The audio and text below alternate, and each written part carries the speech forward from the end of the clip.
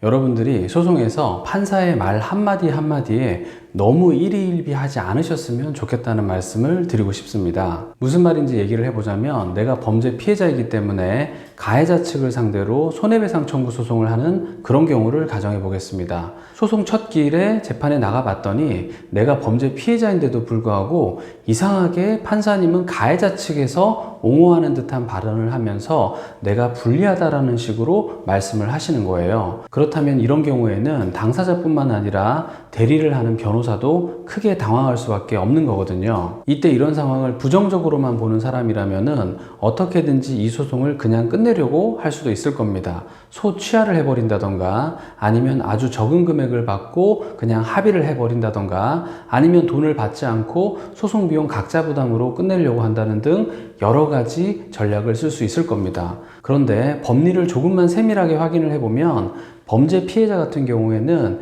가해자를 상대로 손해배상 청구를 하고 그것을 인정받는 것이 그렇게 어렵지 않게 되어 있습니다. 판사라고 하더라도요, 형사 판결에서 확정된 사실관계를 배척하는 것은 쉽게 인정될 수 없는 거거든요. 특별한 사정이 없는 이상은 형사 판결에서 확정된 사실관계를 그대로 증거로서 사용할 수밖에 없는 것이고, 왜냐하면 증명력이 있기 때문에 그렇습니다. 그런 경우에도 가해자에게 손해배상 책임이 없다라고 보기 위해서는 정말 특별한 사정이 입증이 되어야만 되기 때문에, 아무리 첫 기일에 판사님이 원고인 피해자 측에 불리하다는 식으로 말씀을 한다고 하더라도 그 말에 대해서 너무 심각하게 받아들일 필요가 없다라는 거죠. 그렇다면 아주 경력도 많으시고 학식도 많으신 이런 판사님들이 왜 이런 행동을 하시게 되느냐? 제가 볼 때는 두 가지 정도로 볼 수 있는 것 같습니다. 첫 번째는 특수한 분야에 대한 법리에 대한 이해가 부족하기 때문이거나, 두 번째는 해당 분야에 대한 공부를 게을리해서 매너리즘에 빠진 경우라고 볼 수 있을 거예요. 저는 이런 판사님을 만나서 그 판사님이 이해를 잘 못한다는 게 느껴지면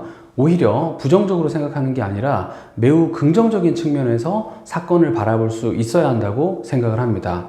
왜 그러냐면, 그 판사님은 지금 꼼꼼하게 우리 사건에 대해서 볼 생각이 없으셨고, 그리고 꼼꼼하게 보지도 않고 첫 기일에 나오신 거기 때문에 내가 그 판사님보다 두세 배 정도 더 열심히 일을 해서 이 사건에 대해서 좀 더 밝히고 법리에 대해서 좀 더 상세하게 밝혀나간다면은 분명히 좋은 결과가 있을 수 있기 때문인 거죠.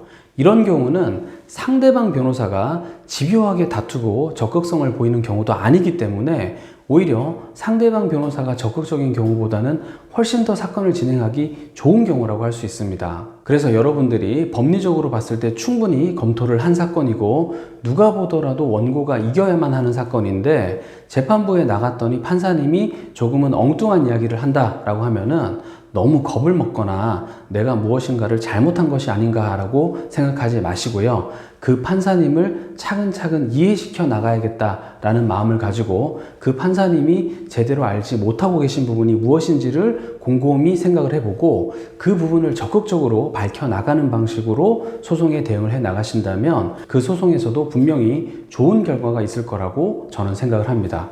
실제로 저는 첫 기일에 이 소송이 말이 된다고 생각하세요? 라는 식의 아주 이상한 이야기를 들었지만 최종적으로 몇 억의 청구 금액을 이긴 적도 있으니까요. 만약 여러분들이 민사소송에서 저와 상담을 해보고 싶다라고 한다면 언제든지 저희 사무실로 상담 문의 남겨주시기를 바라겠습니다. 저는 김주형 변호사입니다. 감사합니다.